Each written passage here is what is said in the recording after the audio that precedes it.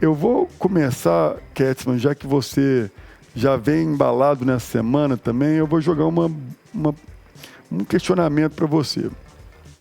Quando a gente vai discutir de forma filosófica a questão dos impostos, que aí filosoficamente a gente pode concordar, discordar, dando nossa visão, se é muito ou pouco, na minha opinião se você está pagando muito imposto e você está tendo resultado, é pouco. Se você está pagando muito imposto, até pouco imposto, e se você não tem resultado pagando muito ou pouco, é muito. Porque o imposto ele é para trazer retorno para a população. Na área da educação, a gente vê aí um governo, por exemplo, que bate recordes históricos de arrecadação. Então, teoricamente, ele deveria estar distribuindo através da educação, segurança, enfim, todos os pilares que consomem aí o dinheiro do nosso imposto gerido pelo governo deveria estar sendo bem investido. Como que um governo que arrecadou tanto não consegue dar um reajuste adequado para os professores, Ketzmann? Bom, Rodrigo, primeiro é o seguinte, né? Deixa eu me posicionar aqui. Eu acho que greve é um direito legítimo de quase todas as categorias. Serviços essenciais, para mim, não podem fazer greve. Inclusive, a lei proíbe. E educação, Rodrigo, para mim, é essencial. Eu acho que deveria ser proibido greve na educação.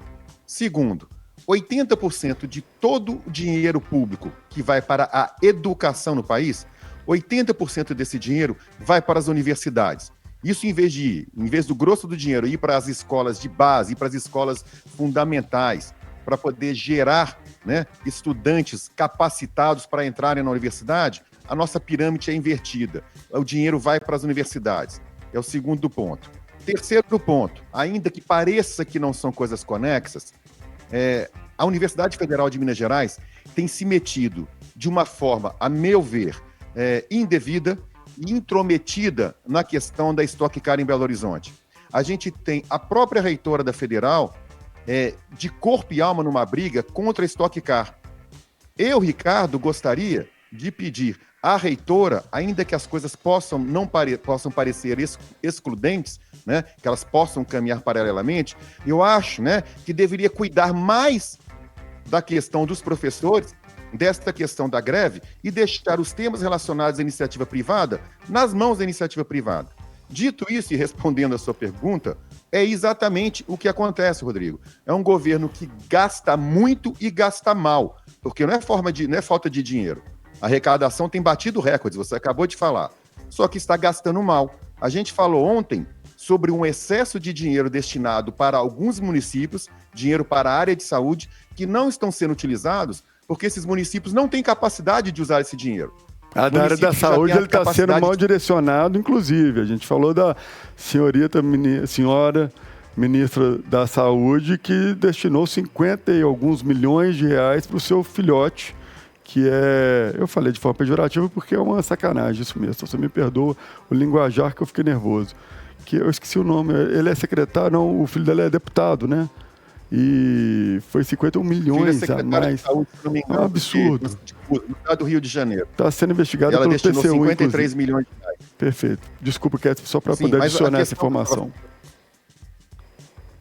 Tá. O que eu estava dizendo é o seguinte, muitos municípios não têm capacidade, por exemplo, de realizar cirurgias. Eles já estão com as datas, com os agendamentos para os próximos 5 anos. O que adianta você destinar dinheiro da saúde para a cirurgia, se não vai ser utilizado? Então poderia ser um dinheiro que estaria sendo destinado para a educação e talvez para melhorar, se é que é necessário, Rodrigo. Eu não vou entrar no mérito da questão, mas para destinar para a educação universitária e talvez melhorar os salários dos professores. É mais ou menos isso aí, ó, o resumo da minha prosa. Ô, Figueiredo, antes de eu passar para você, eu tenho um recado muito importante para eu dar para 2 pessoas que estão nos assistindo agora, nos ouvindo, na verdade, saindo da aula nesse exato momento, para falar que o papai está extremamente orgulhoso desses 2 pitocos que tiraram notas incríveis, saindo o resultado das provas agora da Alice e do Daniel, e é isso que um pai e uma mãe tem que se dedicar, e eu vou falar com todo amor e carinho, que eu tenho um orgulho imenso desses menininhos que brilharam nas provas, e papai está muito orgulhoso de vocês 2, tanto a Alice quanto o Daniel, e quando o assunto principalmente é educação, a gente está falando sobre isso, que quem dera se todos tivessem a capacidade de ter a educação do ensino particular no ensino público. Sim, temos excelentes escolas públicas, inclusive Belo Horizonte teve uma agora aqui na Turma da Serra, sendo premiadíssima com um projeto incrível também, por parte deles mesmos, da própria comunidade. Tem muito a ver com o que a própria escola, o corpo docente da escola e a comunidade fizeram. Então você tem exemplos maravilhosos da escola pública, mas enfim, não é a realidade da maioria. Então só para deixar aqui, você desculpa o Figueiredo e desculpa a audiência, que o pai é coruja, eu fico orgulhoso quando meus filhos brilham nas notas deles. E aí eu volto para você, Figueiredo. O problema, quando a gente fala sobre arrecadação recorde, é que... Oi. Desculpa, perdão, só para poder fazer um reparo aqui, nosso sempre atento produtor Eric Funes está esclarecendo para mim e para você aqui, e eu também esclarecer para a audiência, porque eu acabei de falar alguma coisa errada, que o ministro, né, o filho da ministra, se chama Márcio Lima Sampaio, ele, na verdade, é secretário de Cultura de Cabo Frio, não é Búzios e não é secretário de Saúde. Então muito bem, muito bem, muito bem, muito bem. Ô, Figueiredo, o problema...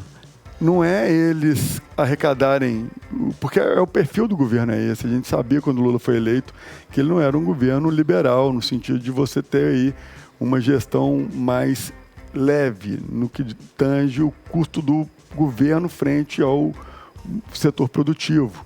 É um custo de um governo pesado, a gente esperava isso. Mas eu tenho certeza que os próprios eleitores do governo, inclusive dentro da federal, tem vários eleitores do governo que tem um olhar mais para o lado da esquerda, progressista, a expectativa é que melhoraria a qualidade dos repasses também. E dentro da área do ensino, ficou a desejar. Na sua opinião, está mal gerido esse governo ou ainda virar aí o rebote em um momento esse tão esperado aumento acontecerá? Ô Rodrigo, quando a gente fala principalmente de ensino superior, né, investimentos, né, nesse segmento, nas universidades federais, né, como a gente tem acompanhado e discutido ao longo do ano aqui no 98 Talks, a gente sabe que, principalmente esse governo, é um governo que busca realmente o crescimento da máquina pública. Mas esse crescimento da máquina pública que a gente vem identificando, ele não é condizente com o resultado que a gente identifica, principalmente na área da educação. E tem um detalhe, né, Rodrigo? Eu tenho uma opinião sobre o ensino superior brasileiro que tem muito fundamento num estudo que depois eu vou buscar do Banco Mundial, quando eles levantaram sobre o ensino público superior no Brasil. O que esse estudo fez, levantou e concluiu? Ele falou o seguinte, que no Brasil, né, o ensino público superior ele tem grandes universidades, grandes centros de pesquisa, né? A UFMG, inclusive, é reconhecida mundialmente pelas pesquisas que ela desenvolve. O problema é que, no ensino superior brasileiro, você tem aquela condição que a pessoa que tem condição de pagar o ensino superior, ela estuda na universidade pública, e aquela pessoa que não tem, ela estuda na particular financiada pelo Estado, que é o caso do FIES. A história do FIES... a gente já sabe, né, como se estruturou o FIES, foi criado exclusivamente para financiar grandes grupos educacionais de ex-ministros do governo Lula que eram donos, né, desses grupos educacionais e que hoje se tornaram conglomerados e estão devastando o ensino superior privado no Brasil.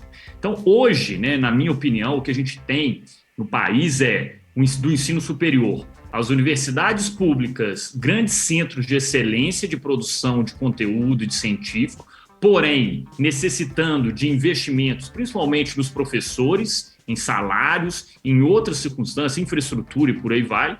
E nós temos o ensino, a grande parte, né? Obviamente a gente tem ensinos superiores privados de grande excelência, mas não é a maioria.